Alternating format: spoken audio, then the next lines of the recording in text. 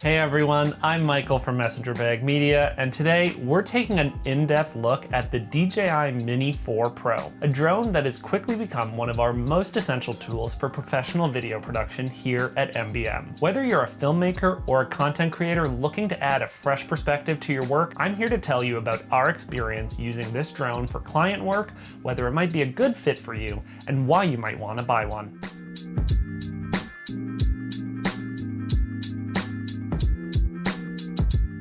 I picked the DJI Mini 4 Pro combo up at Costco, and the package included 3 batteries, a charger, extra propellers, and the DJI RC remote control. One thing it didn't come with was a case. At first, I thought this might be an issue, but I ended up buying a standalone hard case, and it's been perfect, especially since we've been traveling a lot more for client shoots. The extra protection makes me feel way more secure when transporting the drone. Now let's talk about the camera, which is obviously the reason you're buying this drone. The Mini 4 Pro is equipped with a 48 megapixel sensor, which delivers sharp and detailed photos.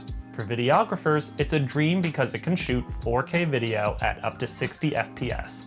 This means you get stunning high-resolution footage that's perfect for cinematic shots, smooth slow motion, and detailed post-production work. The camera can also shoot in HDR video and offers 10-bit D-Log-M color profile, which is incredible for anyone who wants more control in color grading and editing. Whether you're capturing sweeping landscape shots or fine details in motion, the footage is vibrant and sharp. But there's one thing to be aware of: avoid using the digital zoom feature. Once you start zooming in, you lose image quality fast. It can turn your crisp footage into something that resembles a blurry oil painting, similar to what happens on an iPhone when you zoom in. So stick to the default framing when possible. You have to remember, this sensor on the camera is about as big as the cuticle on your pinky finger, so it's not capturing as much data as you get on a full-frame camera sensor. We often cut between footage from our Canon R6 Mark II and the DJI Mini 4 Pro, and the transitions are seamless.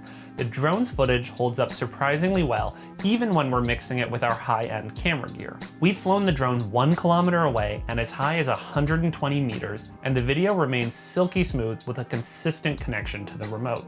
Speaking of that remote, I mentioned that our combo came with the DJI RC2 remote controller, but you can also fly the drone without it and just use the DJI Fly app on your phone. While it's technically an option, I personally think the RC2 is the only way to go. The remote has an integrated 5.5-inch 1080p screen with a brightness of 700 nits, which makes it easy to view your footage even in bright sunlight. It's super responsive and pairs quickly with the drone, meaning you don't have to rely on your phone to fly it. One of my favorite things about the DJI RC2 is the incredibly smooth control sticks, which give you a high degree of precision for delicate maneuvers, plus the fantastic range. It supports the new O4 transmission system, giving you an even stronger signal and a reliable connection for longer flights. Overall, it's a great addition that enhances the entire flying experience. When it comes to controls on the RC2, they're super intuitive. Even if you're not familiar with drones, you'll find it easy to get started. I personally customized the controls to match my preferences, making it feel more like the gaming and camera setups I'm used to. If you're a gamer, you might find this feature really useful to match your muscle memory for camera movements. And of course, the return to home feature is incredibly accurate.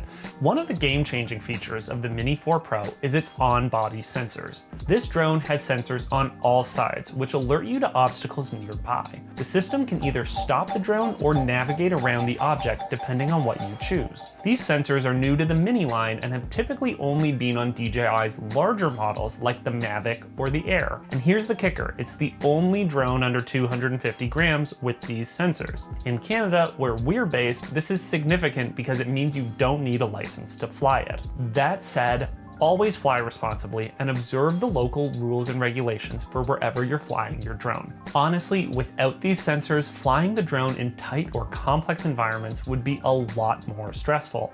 We usually have one person keeping an eye on the drone while the other monitors the screen, but even then, depth perception can be tricky. The fact that the drone is consistently aware of its surroundings makes flying a lot safer, especially during more precise shoots. We've tested the drone in various conditions, and while it handles well most of the time, strong winds can be a challenge.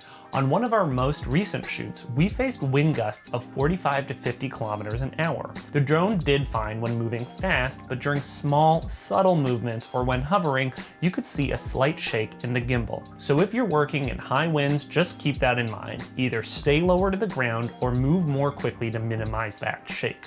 Now let's talk about battery life.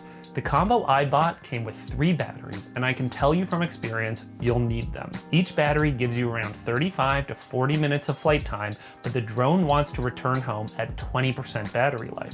You can push it down to 10% if you really need to, but after that, the drone will automatically return whether you want it to or not. So if you're planning on shooting for extended periods, make sure you have multiple batteries because you're absolutely going to need them. Now about that case I mentioned earlier, the hard case I bought separately has been an absolute lifesaver for travel. It offers way more protection than the standard combo cases, so if you're going to be on the road or traveling a lot with your gear, I'd highly recommend investing in a good case. It's definitely worth the peace of mind. Having this drone has completely transformed the way we capture footage. Whether you're shooting wide exteriors, big open spaces, or even indoor shots like warehouses, the Mini 4 Pro offers a perspective that just isn't possible from the ground. It's one of those tools that once you start using it, you realize how much it elevates your production quality. Overall, I can't think of any downsides with the drone. The slight downsides we did experience have nothing to do with the drone itself. For instance, while filming in several small towns where we wanted to capture the town sign, we found several places that had tiny regional airstrips nearby, which meant we couldn't fly the drone. The drone knew where it was and wouldn't even let us take off. These are great safety features, and again, not actually an issue with the drone, just something that impacted the shots we were able to get in those instances. The drone really does add a whole other layer to your craft. Like some of our other equipment purchases, I'd been resistant in the past, mainly not sure when I would use it, but as soon as we had a consistent stream of shoots that would benefit from the drone, I bought it, and now it's one of the great tools in our arsenal. Thanks for watching. We hope you found this review of the DJI Mini 4 Pro drone helpful. If you're a media professional looking for tips and tricks to improve your photography, videography, and graphic design skills, check out our channel. If you like what you see, please consider subscribing. Perhaps your design needs are greater than you can manage on your own. Messenger Bag Media is your one-stop media shop. If you require professional graphic design, videography, photography, web design, or any other media services, visit messengerbagmedia.ca. Reach out to us and let's create something amazing together. Thanks for watching, and we'll see you in the next video.